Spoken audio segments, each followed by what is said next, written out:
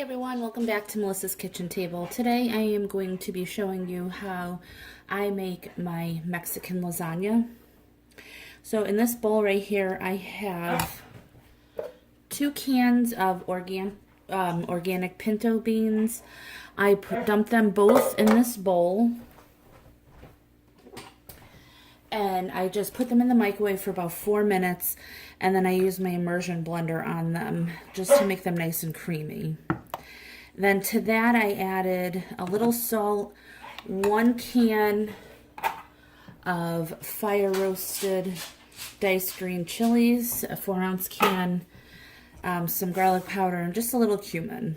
You could also use taco seasoning if you like.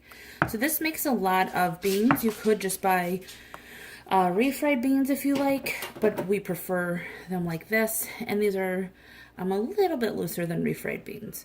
So I'm going to go ahead and put 2 ladlefuls on the bottom of my tin pan here. And of course you can use any size pan. You don't have to use a tin pan. It's just a lot easier for me. Now I have a package of flour tortillas that I'm going to be using.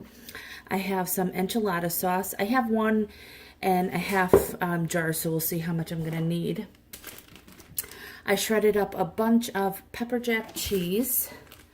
I have some frozen defrosted corn, and then in the back skillet over here I just fried up or sauteed up 1 pound of ground beef, and I used a little taco seasoning in that.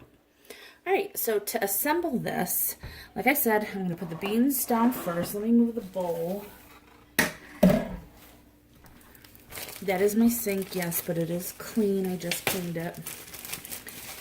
And then for the shells, now these are bigger ones, so this takes up a lot of space. So for the first one, I like to put them in the corner so they come up the side like that. And the first one, I do that on all 4 sides. And you could cut these as you go. You could get corn tortillas. You could get smaller flour tortillas so you don't have as much. But I won't be using as much as we go along. Alright. Beef. This is heavy. Alright. So I am going to use half the beef. And now, this is just a pound. You can use ground turkey or chicken. You could even use ground pork. Now, ground pork is different than sausage. It doesn't have all the seasonings of sausage.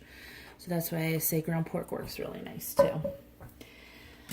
To this, I'm going to add some more of the beans. Now, the good thing about the beans is they are definitely a filler, and they're much cheaper than using meat. So you could omit the beans altogether if you'd like, and you can use more meat if you want. So that's up to you. And you don't have to use corn. You can use, I'm trying to think what else would be good in it. I think corn would probably be the only vegetable.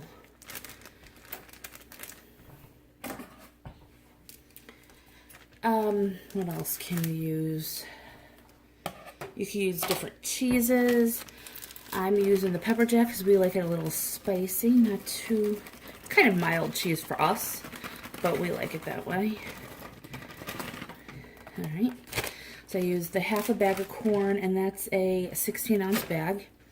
And then to that, I'm going to add a little bit of the enchilada sauce.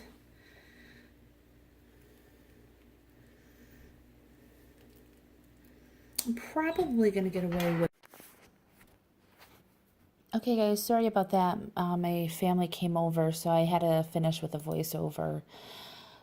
So I'm going to next add some of the grated Monterey Jack cheese. And like I said, you can use cheddar. You can use a different mixture of cheeses. We just really like the Monterey Jack in here because it's a little bit spicy. And you can put as much or as little as you'd like.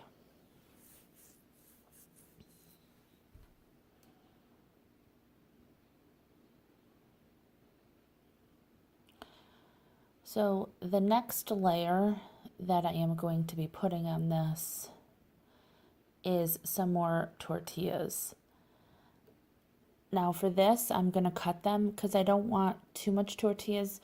I'd rather more of a meat filling or bean cheese meat filling as opposed to it being very heavy with the breading or the tortillas in this case. So I'm just going to cut one in half, put the other one in the middle, and push down on it a little bit. You want everything to come together. And of course, the way you layer this isn't that big of a deal. You could put beans first, you could put the beef first, however you want to do it. So I'm going to go ahead and put the remainder of the beans in here. And just one little tip I wanted to share with you about the beans. The 2 cans of beans I used in the immersion blender in here were a little bit loose. And no, this might not be traditional, but to thicken it up a little bit, I just added a can of pureed pumpkin, not pumpkin pie mix, just plain pureed pumpkin. You cannot taste it, but it helped thicken the bean mixture up. And I'm just going to go and add the rest of the meat. And again, I used beef. You can use whatever kind of ground beef you like. You can even use like those meatless crumbles. I see them sometimes at Trader Joe's. I don't know if they're good or not, but you can use that on here as well.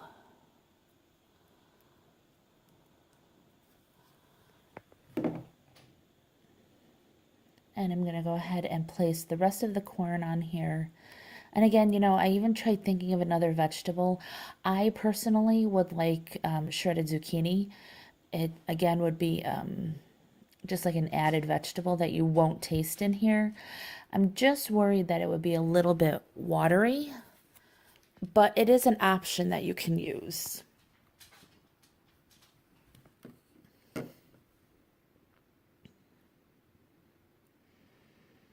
And I'm going to go ahead and put the rest of the cheese on here.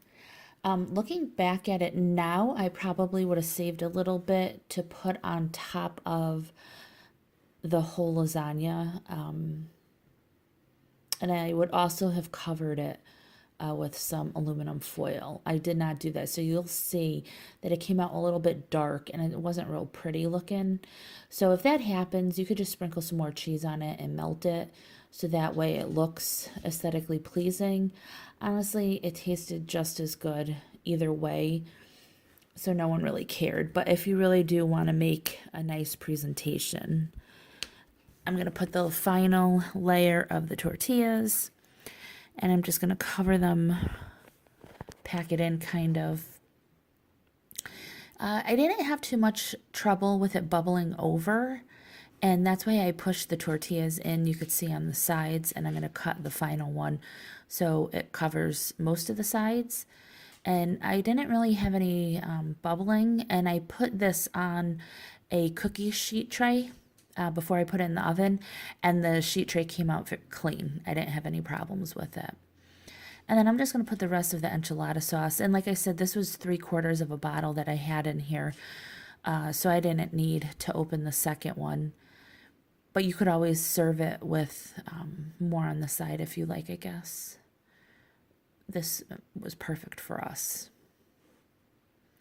So I'm going to insert a picture at the end here of what it looked like. And like I said, you could go ahead and the last 5 minutes of baking, which I baked this at 450 for about 25 to 30 minutes.